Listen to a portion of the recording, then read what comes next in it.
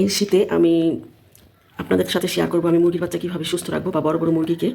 তো এখানে আমি একটা খাবার তৈরি করবো। এখানে আমি কিছু ভাত নিচ্ছি, আমি আরও ভাত মিশাবো এখান থেকে। তো আর ফ্রিজের ভাত থাকলে অবশ্যই আপনারা পানি দিয়ে ধুয়ে তারপরে দেবেন, নাহলে বাচ্চা ঠান্ডা লেগে যাবে। যেহেতু এখন সকালবেলা, তো এখানে আমি কিছু ভাত নিচ্ছি, এগুলো একদম ভালো করে ধুয়ে নিব। আর এটা ঠান্ডা ছাড়ানো। তো এখানে আমি প্রথমে একটু আদা বাটা রসুন বাটা নিয়ে নিচ্ছি। আর এর সঙ্গে আমি দিয়ে দিই কিছু কালো জিরা। কালো জিরা অবশ্যই জানি যে অনেক রোগের উপকারিতা। আর দিয়ে দেবো কিছু আমি এখানে সরিষা। সরিষাটা দিলে মুরগির শরীরটা অনেকটাই গরম থাকে।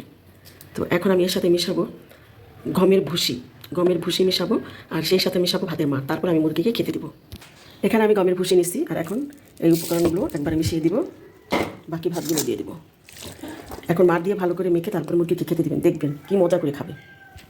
তো আমি এখানে মার নিয়ে নিচ্ছি। আরেকটা জিনিস দেখাই আপনাদেরকে, আমি কিছু ব্রয়লারের খাবার এখানে দিই। ব্রয়লারের খাবারটা দিলে কী হয়, শুধু ব্রয়লার খাবারটা দিয়ে তো পোষানো যায় না, তো বাচ্চা বা মুরগি খুব হেলদি হয়। তো এখন আমি সবগুলো মেখে নেব। আমি প্রথমে আমার বড় মুরগিগুলোকে খেতে দিচ্ছি, তারপরে সাথে যাবো আপনাদের সাথে আমার খামারে, সেখানেও দেখবেন যে আমার বাচ্চাগুলো খুব সুন্দর করে খায়। তো এখন এগুলোকে একটু খাওয়াই নিই। এটা হলো আমার ঘরের নিচে, মানে বাসার সাথে লাগানো এই রুমটা। ছাদে চলে আসছি, এখন এই খাবারগুলো আমি ওদেরকে দিবে। নিচে কিন্তু ওদের মাকেই দিয়ে আসছি। এখানে দুটা মুরগির বাচ্চা, ওগুলা ডিম পাড়ার সময় হয়ে গেছে। এই দেখুন কত সুন্দর করে খাচ্ছে মাশাআল্লাহ। তো এইভাবে দিলে কিন্তু মুরগিগুলো শীতে সুস্থ রাখা যায়। তো আমি সবসময় দিয়ে থাকি, আপনাদের সাথে আজকে শেয়ার করলাম।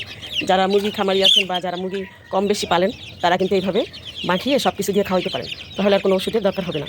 আরেকটা জিনিস দেখাই আপনাদেরকে, এই দেখুন আমি দেশি মুরগি দিয়ে যে লেয়ারের বাচ্চা ফুটাইছি, আমি ওগুলোকেও কিন্তু খেতে দিচ্ছি। মাশাআল্লাহ ওরাও খাচ্ছে।